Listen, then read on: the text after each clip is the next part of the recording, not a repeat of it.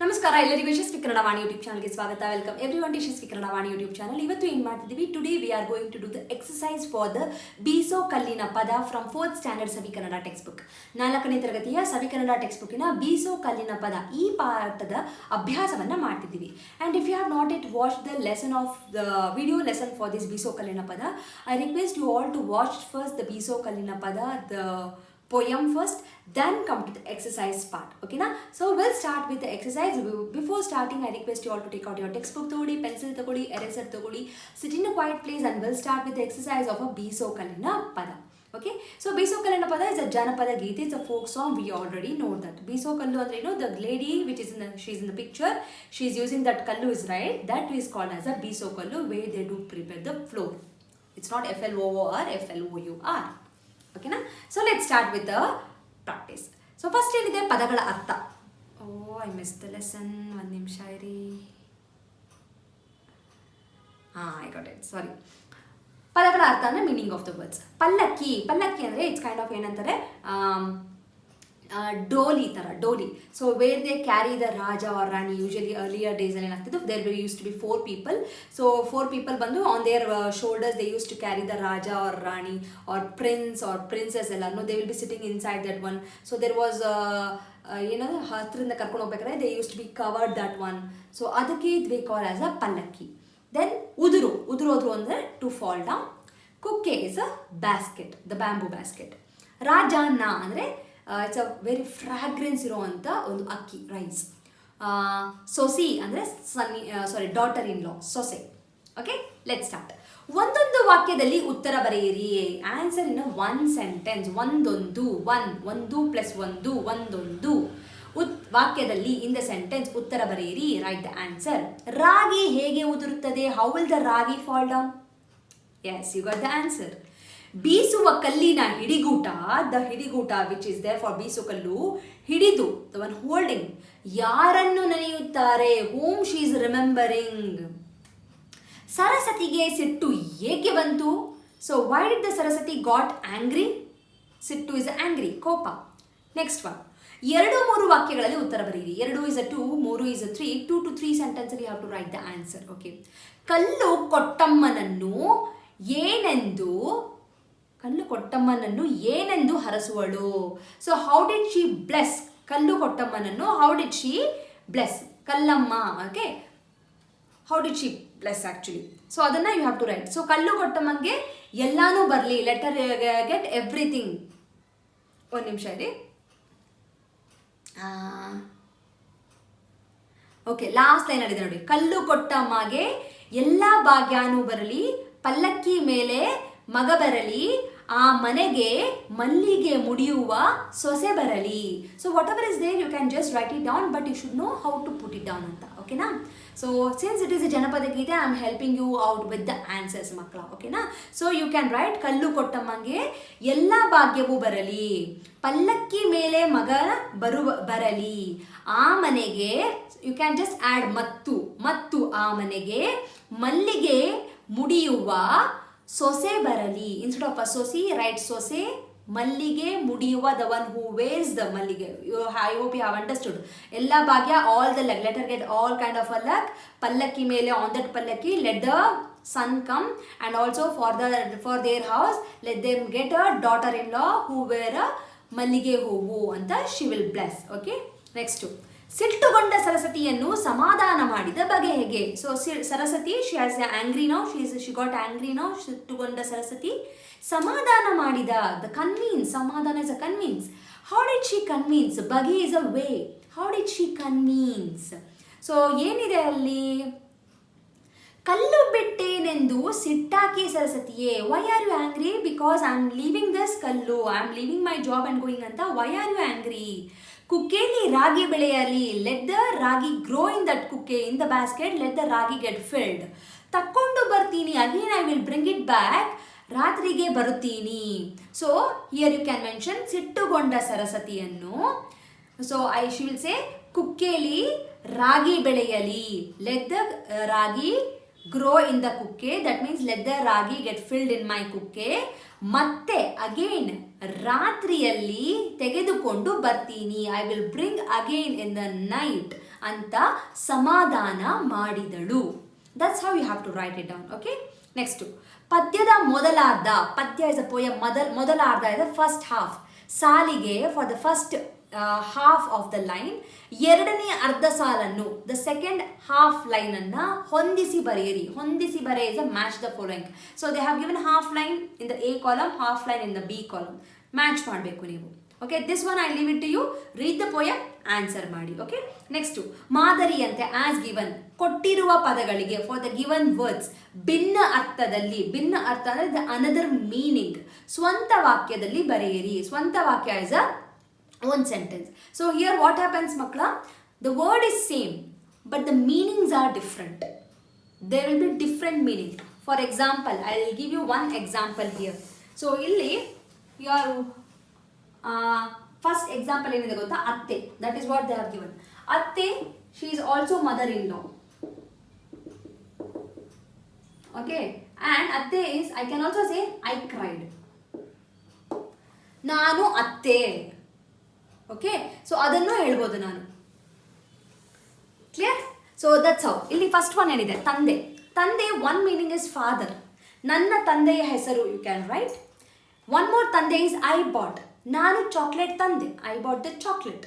ನಾನು ice cream ತಂದೆ. ನಾನು ಬಿಸ್ಕೆಟ್ಸ್ ತಂದೆ. ನಾನು ಪುಸ್ತಕ ತಂದೆ. ನಾನು ಬಾಟಲಿ ತಂದೆ. That also you can write. Next ಕಳೆ. ಕಳೆ ಅಂದರೆ ಒನ್ ಮೀನಿಂಗ್ ಏನು, ಕಳೆ ಟು ಲಾಸ್ಟ್. ನಾನು ಪೆನ್ ಕಳ್ಕೊಂಡೆ. ನಾನು ಪೆನ್ ಕಳೆದುಕೊಂಡೆ. ನಾನು ನೋಟ್ಬುಕ್ ಕಳೆದುಕೊಂಡೆ. ಅವನು ನೋಟ್ಬುಕ್ ಕಳೆದುಕೊಂಡ. ಅವಳ ನೋಟ್ಬುಕ್ ಕಳೆದು ಹೋಯಿತು. Her notebook is stolen. She lost her notebook. He lost his notebook. I lost my notebook. You can write that one. And one more kale is you can say the weeds. Weed andre the unwanted plant that will be grown in the agricultural land or a garden. That one you can say. Nanu namma totadalli, me in my garden kaleyannu kittide. I took off the kale. I took off the weeds. Kaleyannu kittide. Okay na? That one you can write. And makla, I suggest you to buy this kind of a book. This is Kannada Ratnakosha, which is available in Sapna book house alli sigutte nimge. You can get this book, and this book has mainly this kind of a meanings irutte. So the word will be same. You have to just like a dictionary. I hope you know how to find the dictionary, how to find the word in the dictionary ankotini. So this will be in a kagunita structure. Ka ka ki atrane irutte. So make sure that you buy this book. This book will help you out to find these kind of answers. Okay na? Fine. Just give me a second. And the kalege one more meaning is there. Kalege one more meaning is to shine. So mukadalli kale ide. In the face she has a shine. That is also you can write it down. Next to aadu. Aadu where we have two meanings. First, aadu is a goat.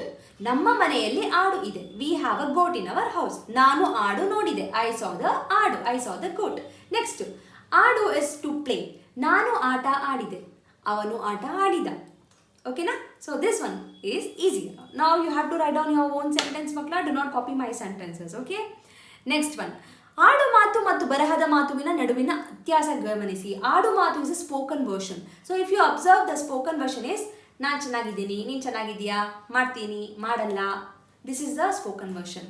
Okay, if you observe the simplest is ನನ್ನ ಹೆಸರು ಯಶಸ್ವಿನಿ. ನನ್, I am saying ನನ್. But while writing do you write ನನ್? ನನ್ನ ಹೆಸರು ಯಶಸ್ವಿನಿ. ಓಕೆನಾ? So this is the difference of ಆಡು ಮಾತು. ಆಡು ಮಾತು ಇಸ್ ಅ ನನ್. ಬರಹದ ಮಾತು, ದ ರಿಟನ್ ವರ್ಷನ್ ಇಸ್ ನನ್ನ. ಓಕೆನಾ? So do observe this carefully. ಬರ್ತಾನೆ, ಬರುತ್ತಾನೆ, ಹಿ ವಿಲ್ ಕಮ್. ಇಲ್ಲ, ಇಲ್ಲ, ರೈಟ್ ವರ್ಷನ್. ಅರ್ಕೆ, ಹರಕೆ, ಬ್ಲೆಸ್ಸಿಂಗ್. ಹತ್ತಿರ, ಹತ್ತಿರ ಇಸ್ ಅ ನಿಯರ್ ಒನ್. ಕರೆಬೋಲೆ, invitation, ಕರೆಯೋಲೆ. Okay, so there are n number of things that we speak every day. It is in a ಆಡು ಮಾತು, the colloquial version which we call. ಬರಹದ ಮಾತು is a written version. ವ್ಯತ್ಯಾಸ is a differences. Next, ಅಕ್ಷರ ಬಳಸಿ ಪದ ಬರೆಯಿರಿ. So basically they have given a ka. Below you have a many letters in between. ಅದನ್ನ you have to join. Okay na? So kasi, kahi. Yes, so I'll give one activity for you. Write down these words and find the meanings for these words. Take a photo or write it down, comment ಮಾಡಿ in the comment section the meaning of these words. Okay na? For both, which starts with ka, which starts with ma. Eradakku you have to write it down and send me the meanings. Okay? I will give you an option, you can just Google it, but not every answer that you Google you will get a right answer. Use dictionaries always. Always use dictionary, makla. It's better to use dictionary. Do not directly just jump into the Google Translate. Google Translate doesn't know anything and everything. Ellanu gottilla Google Translate ke. Most of the times, most of the answers, even I have got many answers wrong. So always don't blindly go with the Google Translate. Google Translate ಅಲ್ಲಿ ಸಿಗೋದು ಎಲ್ಲ ಸರಿ ಇಲ್ಲ. Go with the dictionaries. Okay na? Next, ಕೆಳಗಿನ ಆಡು ನುಡಿಗಳಲ್ಲಿ, ಆಡು ನುಡಿ is a spoken version. ಮಾದರಿಯಂತೆ as directed, ಬರಹದ ಭಾಷೆಯಲ್ಲಿ ಬರೆಯಿರಿ. ಬರಹದ ಭಾಷೆ, the written version ಅಲ್ಲಿ you have to write. ಹೆಚ್ಚಾವು, it is become more. ಹೆಚ್ಚಿದವು, ಹೆಚ್ಚಿದವು, ಹೆಚ್ಚಾದವು, sorry. ಒದಗ್ಯಾವು, ಒದಗಿದವು or ಒದಗುವವು. ಮುಗಿದಾವು, ಮುಗಿಯುವವು. ಸಿಟ್ಯಾಕೆ, ಸಿಟ್ಟು ಯಾಕೆ or ಸಿಟ್ಟು ಏಕೆ. ಬೆಳೆಯಾಲಿ, ಬೆಳೆಯಲಿ. ಓಕೆ, ಸೊ that's ಇನ್ನೂ ಇದೆಯಾ? ಇನ್ನೂ ಇದೆ. ಎಲ್ಲೋಯ್ತು? Again I miss the lesson. Okay, so ಇಲ್ಲಿ ಒಗಟು ಬಿಡಿಸಿ ಅಂತ ಇದೆ. I give the meaning of this. ಅವ್ವನ ಹಾಸಿಗೆ ಸುತ್ತಕ್ಕಾಗಲ್ಲ. ಅವ್ವ ಇಸ್ ಅ ಅಮ್ಮ, ಮದರ್ಸ್, ಹಾಸಿಗೆ ಇಸ್ ಅ ಮ್ಯಾಟ್ರೆಸ್. ಸುತ್ತಕ್ಕಾಗಲ್ಲ. I can't fold this. ಒಗಟು ಇಸ್ ರಿಡಲ್ ಮಕ್ಕಳ. ಓಕೆನಾ? I can't fold the mattress of amma. ಅಪ್ಪನ ದುಡ್ಡು, ಅಪ್ಪ ಇಸ್ ಅ ಫಾದರ್, ದುಡ್ಡು ಇಸ್ ಅ ಮನಿ, ಎಣಿಸೋಕ್ಕಾಗಲ್ಲ. I can't count the money of a father. Who am I? ಯಾರಿದು? ಅಮ್ಮನ ಹಾಸಿಗೆ, mother's mattress, I can't fold it, and father's money I can't count it. Who am I? Find the answer. Next, ಕರಿ ಸೀರೆ ಉಟ್ಟಾಳ. She is wearing a black saree. Kari is a black. Sire is a saree. Uttala, she is wearing. Kalungura ittala. Kalungura is a touring. She is wearing a touring. Mele hogtala, she'll go up. Kedage bartala, she'll come down. Who yaridu? Who is this? So maybe you might not be knowing this. So this one I will give you an example. So in earlier days we had one kind of equipment where we used to use that to ಏನಂತೀವಿ, ಕುಟ್ಟಕ್ಕೆ, ಕುಟ್ಟೋದನ್ನೇ to smash something. We used to use that. That used to be like a stick. So that stick ಏನಾಗೋದು, ಮೇಲ್ಗಡೆ ಒಂದು ring ಇರುತ್ತೆ, ಕೆಳಗಡೆ ಒಂದು ring ಇರುತ್ತೆ. So that is called ಒನಕೆ. ಗೂಗಲ್ಗೆ ಹಾಕಿ ಒನಕೆ ಅಂತ ಹಾಕಿ you will get an image. Okay, so that is Onake. Next, ಅಪ್ಪ ಎಂದರೆ ಮುಚ್ತಾವ, ಅವ್ವ ಎಂದರೆ ತೆರಿತಾವ. ವೆನ್ ಯು ಸೇ ಅಪ್ಪ it will close. When you say ಅವ್ವ ಇಟ್ ವಿಲ್ ಓಪನ್. ಅಪ್ಪ, ಅವ್ವ, ಅಪ್ಪ, ಅವ್ವ.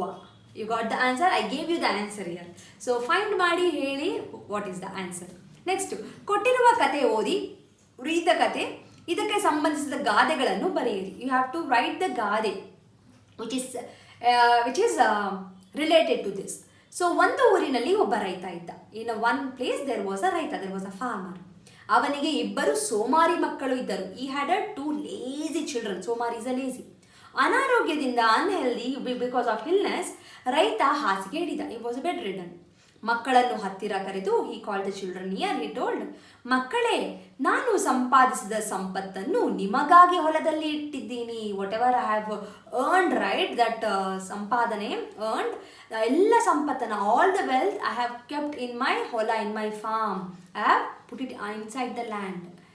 ಮಕ್ಕಳಿಬ್ಬರು ಹಾರೆ ಗುದ್ದಲಿ ಹಿಡಿದು ಹೊಲಕ್ಕೆ ಹೋದರು. 2 of the children, they went to the farmland to take out.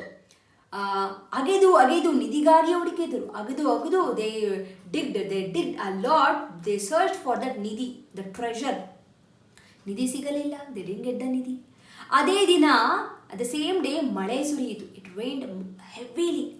ಇನ್ನೇನು ಮಾಡುವುದು ಎಂದು ಧಾನ್ಯ ಬಿತ್ತಿದರು. So they don't know what to do because they have dig the land completely. So they just sowed the seeds.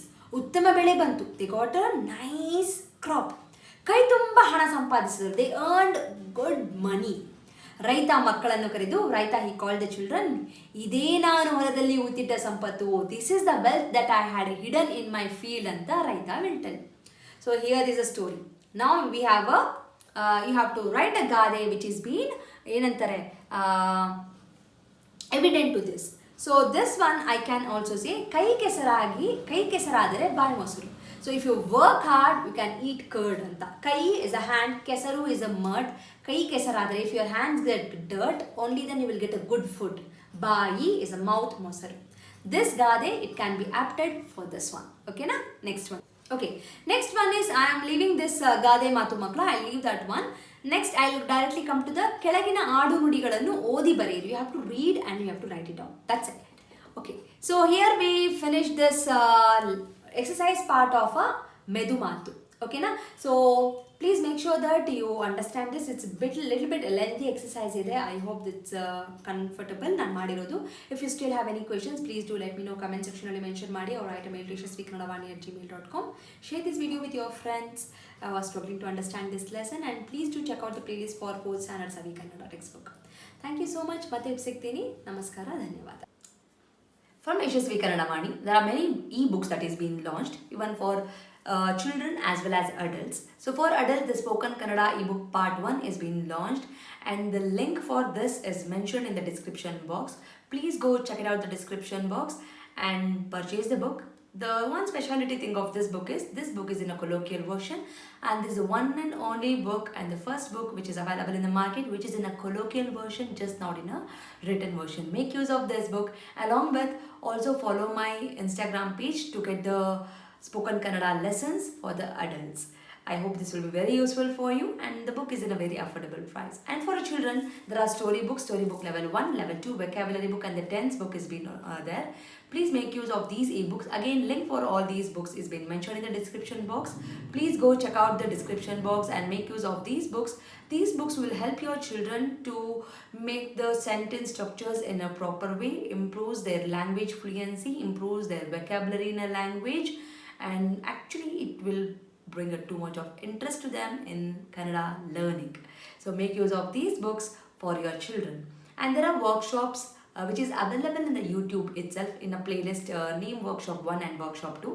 If your child is really struggling with the basics like a Varnamale, Kagunita, Vattakshura, Arkavali, and words, make use of these workshop. Link for these workshop is mentioned in the description box. Please make sure you will go to the description box and use all these links. Workshop is a free of cost. It is available in the YouTube itself, and all the ebooks it will be, you have to pay and use those books. There is a sample copy for everything. You can just look into the sample copy and you can purchase. Like maadi, share maadi, subscribe maadi. So knowledge will gain only by sharing the knowledge. So children, if you have learned something, teach to your friends also, and this will help you in your gaining the knowledge. So thank you so much, and if you are not subscribed to the channel, subscribe ಮಾಡ್ಕೊಳ್ಳಿ. Click on the notification, so that click on the bell link so that you will get notified as and when I upload the videos. Thank you so much. I'll meet you all ಅಂತ ಹೇಳ್ತಾ ಧನ್ಯವಾದ.